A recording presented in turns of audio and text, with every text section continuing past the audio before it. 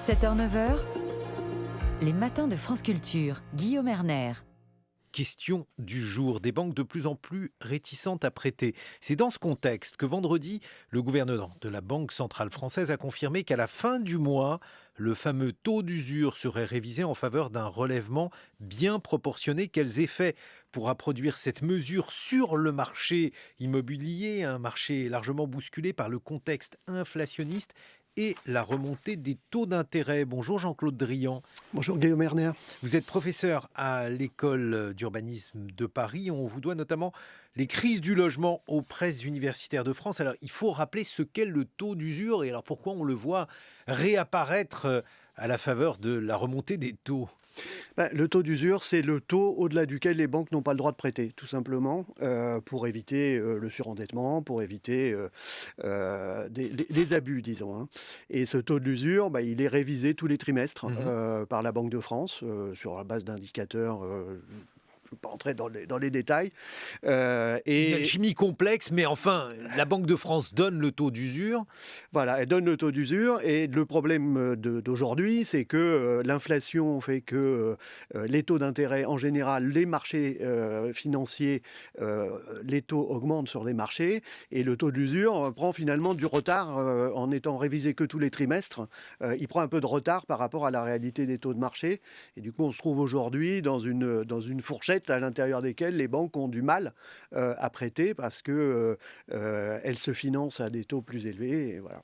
Ça veut dire que finalement, très rapidement, on atteint un taux qui est proche du taux de l'usure et beaucoup de ménages se retrouvent dans la situation où si on ajoute au taux d'intérêt qu'ils obtiennent auprès de la banque, les assurances, ils arrivent au-delà du taux de l'usure. Voilà, c'est exactement ça le problème qui se pose aujourd'hui et qui oblige un certain nombre de banques à prêter quasiment à perte si elles veulent continuer à prêter pour pouvoir continuer à exercer leur activité et pour rendre possible l'accès à la propriété pour les ménages qui souhaitent le faire, même ceux qui sont solvables.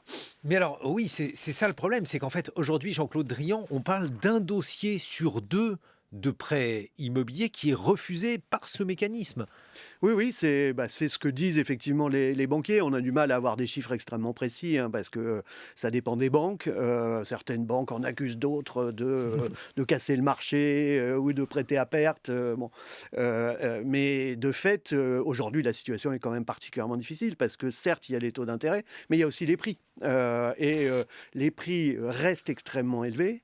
On peut imaginer qu'à terme, si les taux restent élevés ou continuent à augmenter, ça fera baisser les prix parce que ça fait sortir un certain nombre de ménages de la capacité à acheter aujourd'hui. Mais alors, quelles sont les conséquences de cette situation où beaucoup de ménages ne peuvent pas emprunter parce que déjà, on évoquait les difficultés pour les ménages pour se loger, mais alors il va y avoir encore plus de difficultés, Jean-Claude Drian. Il va y avoir encore plus de difficultés dans les mois qui viennent, c'est certes pour les ménages, pour les promoteurs aussi, c'est-à-dire pour ceux qui construisent du neuf, parce que le marché immobilier, c'est principalement de l'ancien quand même. Mais là, les prix sont ce qu'ils sont, et on peut imaginer que, comme je le disais, à terme, ils s'ajustent plutôt à la baisse pour que les vendeurs puissent vendre.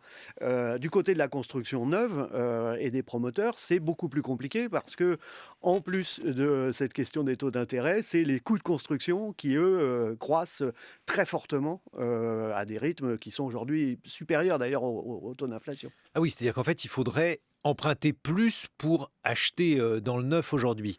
Absolument.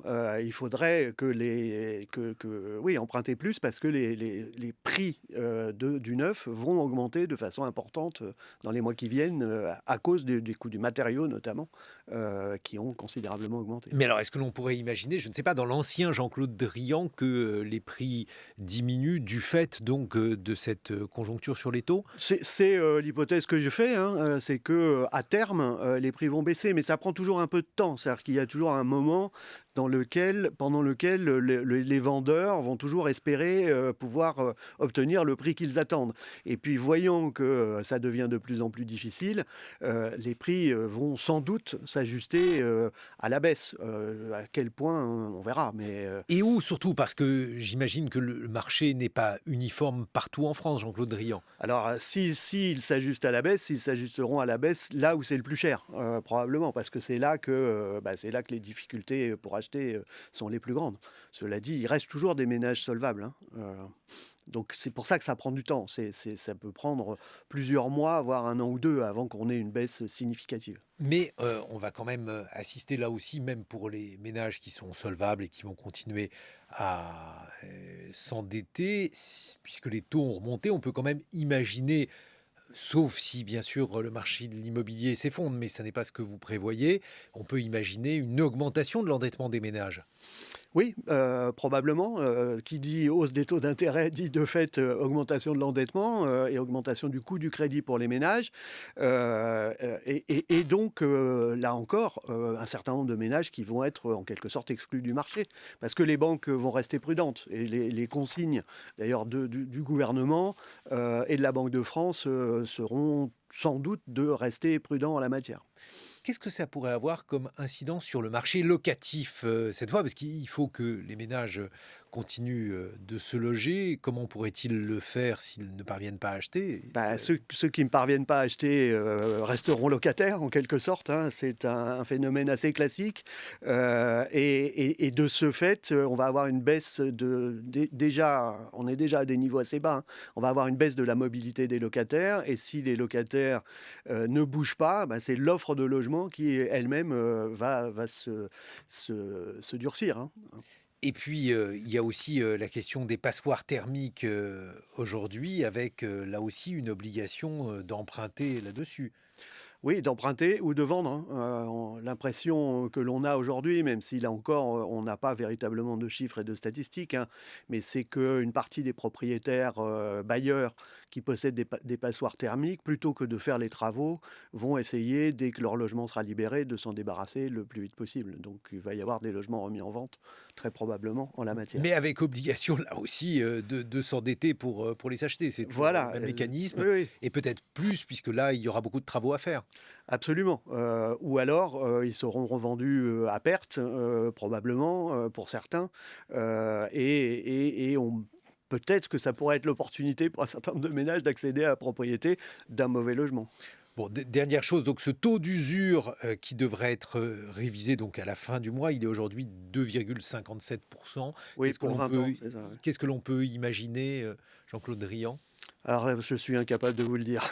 Vous ne voulez pas parier sur l'augmentation du taux, enfin de la diminution? Non, l'augmentation. L'augmentation, oui, Parce l'augmentation. que c'est bien de ça dont il est question. Merci beaucoup d'avoir été avec nous, Jean-Claude Drian, pour nous éclairer sur ce phénomène. 7h23.